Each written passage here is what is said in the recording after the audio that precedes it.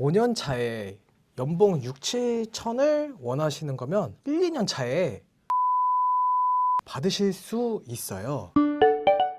안녕하세요. 박승준 세무사입니다.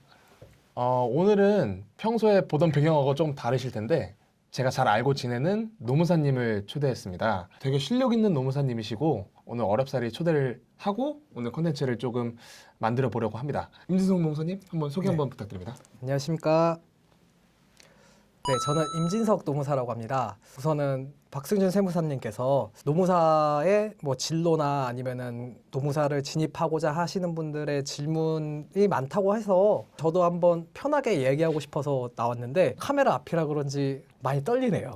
뭐 오늘 하루 한번 열심히 해볼 테니까 잘 도와주십시오. 나와주셔서 너무 감사하고 말씀해주신 대로 저희가 준비한 게 좀 있습니다. 커뮤니티 같은 데를 좀 돌다가 세무사와 노무사를 꽤 궁금해하시는 분들이 많다 이렇게 느껴서 노무사 거는 이제 제가 읽어드리면 답변을 해드리는 걸로 하고 세무사의 질문들은 노무사님께서 읽어주시면 제가 답변을 드리고 이런 시간을 한번 가져보도록 하겠습니다.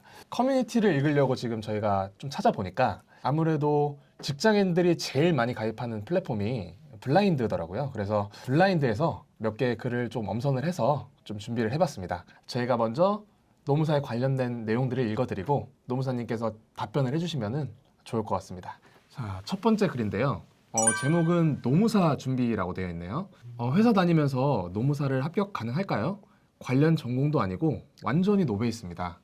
지금부터 해서 2년 정도 잡고 하려는데 하루에 3시간, 주말에 8시간 정도는 시간을 낼 수 있을 것 같아요. 세무사나 노무사 시험 준비할 때 가장 많이 하시는 질문이 이런 것 같아요. 직장과 병행할 수 있냐? 네. 말씀해 주시죠. 뭐 우선은 직장 병행도 충분히 합격할 수 있습니다. 그런데 일단은 공부량이 꼭 뭐 몇 시간이 나와야 되는 건 아닌데 하루에 3시간은 조금 짧은 느낌이 있어요. 지금 잡으신 3시간 더하기 출근 시간, 퇴근 시간, 그리고 점심 시간에 좀 더 시간을 할애해서 6시간, 7시간까지는 나와야 그래도 좀 더 합격 가능성이 높지 않을까 싶어요. 다음입니다. 자, 제목은 노무사의 현실이 궁금합니다. 노무사 시험 진입 전에 여러 정보들을 수집하고 있습니다. 방향성만 잡히면 시험 공부는 이 약물과 할 계획이라서 시험 공부에 대한 내용은 논외로 하고 첫 번째는 라이센스가 주는 심리적인 안정감, 두 번째 이제 직무 적합성과 더불어 내 사업이 하고 싶음, 세 번째는 사람을 만나는 것을 좋아함. 이제 본인이 노무사를 왜 바라시는지를 적어주신 것 같아요. 뭐 이런 이유로 노무사가 되고 싶은 거거든요. 근데 주변에서 인풋 대비 아웃풋이 가장 낮은 전문직이다. 차라리 다른 것을 준비하라는 등 부정적인 여론이 많더라고요. 진짜 현직에 계신 분들께 묻고 싶은데 주변에 노무사가 없어서 현직 노무사분들은 어떻게 생각하시는지 궁금합니다.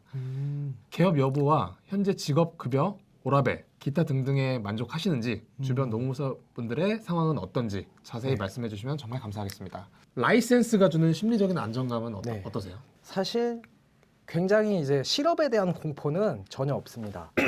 그리고 이제 경력 단절됐을 경우에 이제 뭐 육아나 아니면은 하고 싶은 공부가 있었을 때 뭐 직장에 다니다가 그만두고 하고 싶은 거 하다가 다시 현업에 복귀하시는 분들도 많고 그래서 일단은 이 라이센스가 주는 심리적 안정감은 제 기준에서는 상당히 높다고 생각이 돼요. 워라밸을 챙기고 싶으신 분들이라면 괜찮은 자격증이라고 생각합니다. 그리고 이제 내 사업을 하고 싶은 게 강하고 사람을 만나는 걸 좋아한다. 이런 성향을 가지고 있으면 도움이 되나요? 굉장히 많이 도움이 됩니다. 근데 이게 지금 성향에서는 사람 만나는 거 좋아한다고 하시지만 일을 하다 보면 이거는 바뀔 수가 있어요. 그렇죠. 그 점 유의해 주셔야 됩니다. 인풋에 대비해서 인풋 대비 아웃풋이 낮다.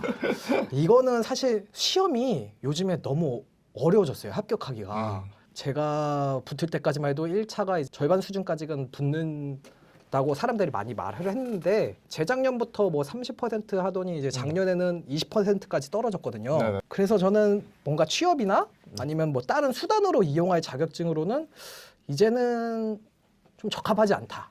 그리고 인풋 대비 아웃풋도 사실 꽤 높은 편은 아니다라고 말씀드리고 싶습니다. 여기 보면 아웃풋이라고 했는데 급여분이라고 했는데 급여가 이제 낮다고 많이들 나와 있는데 이게 사실 노무법인 안에서만 계속 계시는 분들 한해서 이게 사실 맞는 말이거든요. 그래서 돈이 목적이다 이러면은 기업에 가시는 것을 고려해 보셔야 되고 아니면 개업을 하시는 거죠.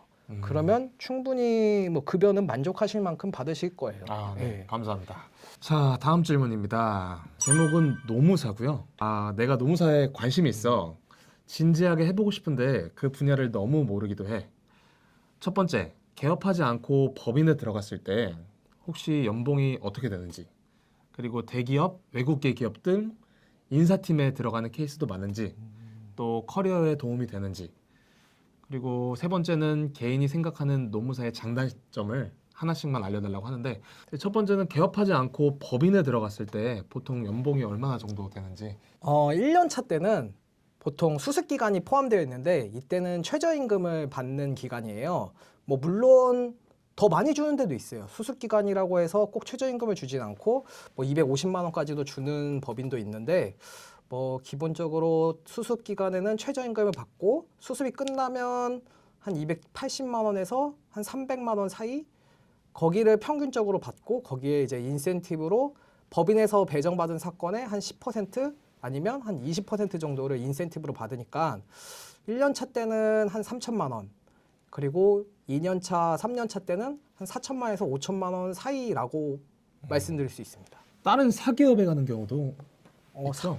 우선 사기업에 가면 돈을 많이 벌 수 있잖아요. 그러다 보니까 뭔가 급여가 목적이다라고 싶으신 분들은 라이센스를 취득하고 이제 최소한 한 그래도 1년 정도는 채우시고 기업에 가시면 그래도 만족할 만한 급여를 받으실 거예요. 개인적으로 생각하는 노무사의 장단점. 장점이라고 하면 반복된 업무를 하기보다는 항상 새로운 거 그런 업무가 굉장히 많거든요. 그래서 그렇게 지루하시진 않을 거예요. 뭐 괴로울 수는 있겠지만 예.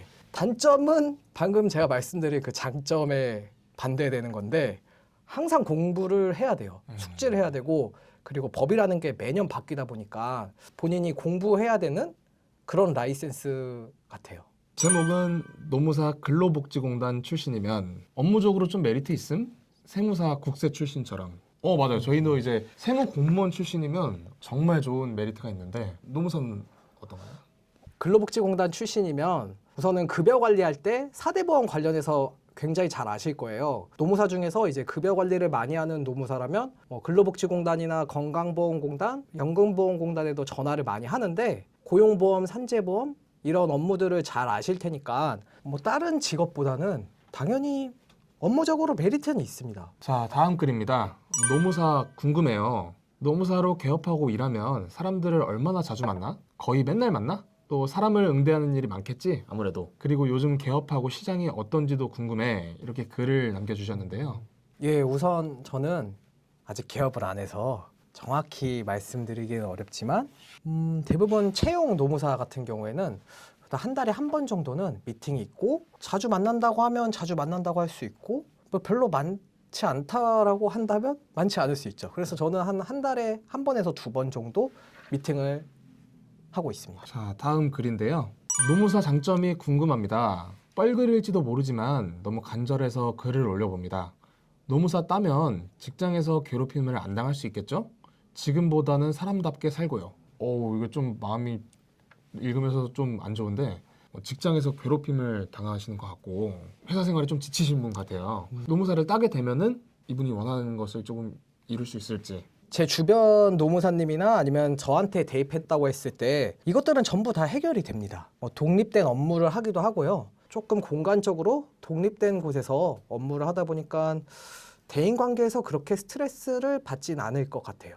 사수 노무사님이나 대표 노무사님이 지옥 같게 만들 수도 있어요. 하지만 그만두면 돼요. 이 라이센스만 취득하면 이 문제는 다 해결될 거라고 생각합니다. 이제부터 조금 본격적으로 돈과 관련된 얘기가 좀 나오는데 네. 자, 글 제목은 노무사 현실. 자, 노무사 현직이 올린 글을 봤는데 1년 차가 3천, 4, 5년 차가 4천대라고 봤어. 궁금한 게 노무사들은 본인들을 소개할 때 전문직이라고 소개해 아니면은 월급쟁이라고 소개해? 우선 1년 차에 3천 이거는 맞습니다. 그런데 4에서 5년 차에 4천 사실 채용 노무사가 4, 5년 차까지 법인에 소속되어 있기가 쉽지가 않아요. 그리고 4, 5년 차까지 법인에 소속되어 있다는 건 그만큼 그 법인에서 금융치료를 잘 해준다는 의미거든요.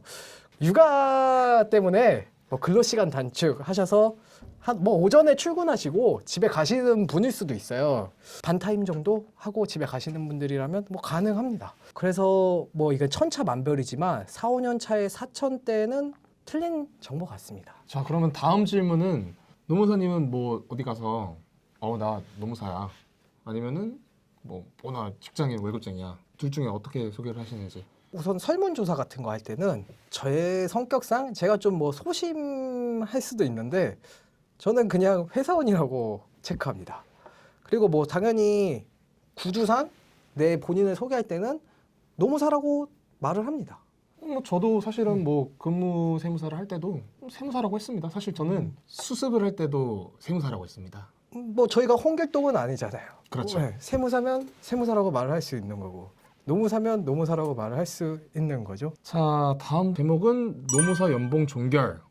이거는 노무사분이 써주신 것 같은데 한번 사실 검증을. 물론 뭐 예. 개인차가 있겠습니다만 네네. 전제 기업 법인 소속 3년차 이상 연봉 이꼬르 실력 따라 천차만별이라 논의가 무의미하다. 워라밸 챙기는 노무사 기준 9to6로 1년차는 3천, 2년차 4천, 3년차 4, 5천 정도. 그리고 일 많은 법인에 계신 분은 1년차 3, 4천, 2년차 4에서 8천, 3년차 6에서 1억 초반. 그리고 기업 노무사는 3년차 미만 5, 6천 시작, 3년차는 6, 8천 시작. 개업 노무사는 조금 긴데 뭐 천차만별이다라는 소리네요. 그러네요. 네.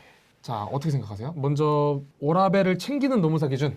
전반적으로 물론 이거는 좀 경력이 되신 노무사님께서 써주신 것 같은데 뭐 제가 알고 있기로도 연차가 쌓이면 뭐 이렇게 된다. 제가 알고 있던 정보랑 가장 가깝습니다. 다음은 이제 마지막 글인데요. 제목은 이제 노무사 비전. 노무사를 알아보고 있는데 노무사 비전이 어떤가요? 회계사나 세무사급은 아닐 수도 있지만 요즘 괜찮다고 들었는데 법인 같은 데 들어갔을 때 5년차 연봉이 6, 7천 정도 하나요? 5년 차에 연봉 6, 7천을 원하시는 거면 1, 2년 차에 기업에 가시면 받으실 수 있어요. 뭐 물론 다 받는다는 건 아니고 받으실 수 있습니다. 이번에는 세무사 거를 읽어볼 텐데